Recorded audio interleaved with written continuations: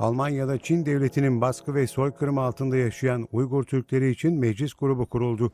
Koalisyon hükümeti ve muhalefet partilerinden 11 milletvekili tarafından kurulan meclis grubu, Uygur Türklerinin haklarının korunması için faaliyet gösterecek.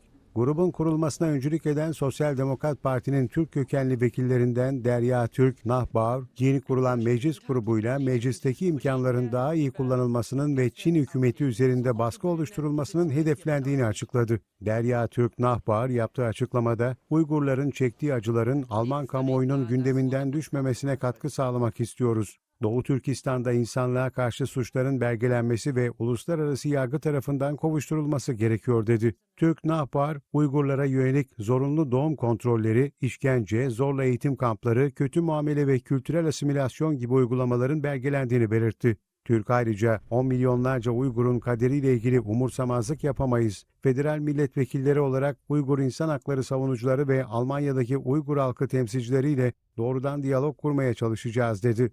Uygurlar için oluşturulan Alman Meclis Grubu, Dünya Uygur Kongresi ile de yakından çalışmayı hedefliyor. Meclis grubunun kuruluşu için 20 kişilik bir heyetle Berlin'e gelen Dünya Uygur Kongresi Başkanı Dolkun İsa, işbirliğinin amacının Uygurlara yönelik insan hakları ihlalleri ve soykırıma verilecek yanıt üzerinde çalışmak olduğunu söyledi.